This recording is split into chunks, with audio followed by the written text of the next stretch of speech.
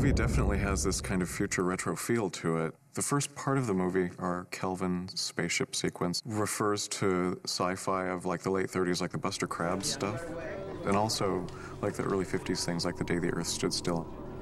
That's all kind of mashed together to create this look that's 30 years before our main story. The whole feeling for this scene is kind of very tense, and it's about to get worse. The idea is that a very unusual thing just happened. You guys have picked up that there is some kind of anomaly, some ship that has not been seen before. What is the closest match in registry? Nothing even close, sir.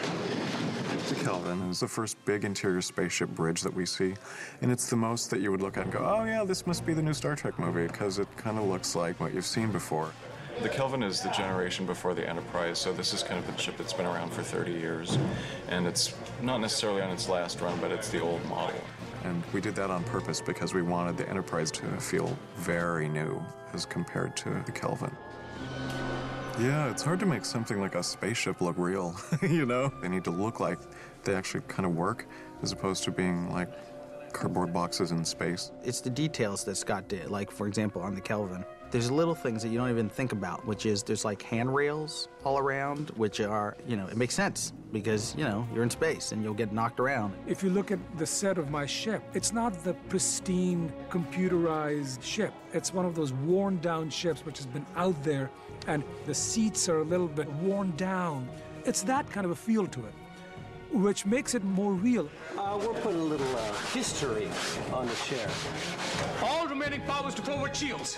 Prepare shuttles for evacuation. Great.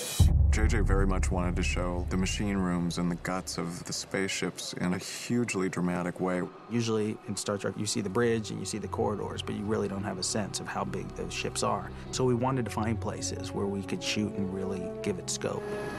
Well, it's Ed, Kitty. You're racing for your lives, okay?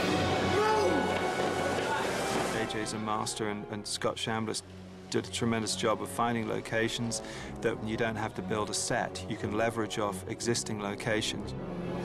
Initially, we scouted the Long Beach generating station for the cell block. Then when we saw a particular area, JJ fell in love with it for the engine room of the Kelvin.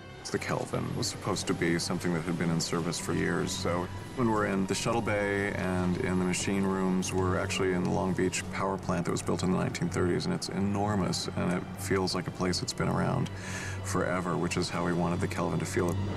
I'm not sure if we're in a submarine, on a tanker, or in deep space, but whatever it is, it's great.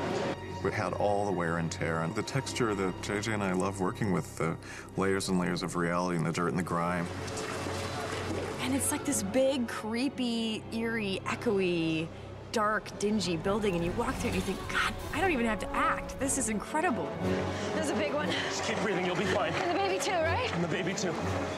All the bridges and stuff that I had to go on between the Kelvin and getting on the shuttle, and just the fire and the water and the sparks and the stuff, and I mean, there was no having to imagine anything.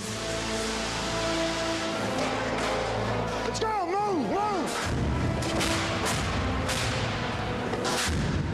The interior of the Kelvin is very submarine-like, and then when we cut to the exterior of the ship, sort of reflects that. It's very worn, very used. It's a lot darker than we're used to seeing ships in Star Trek.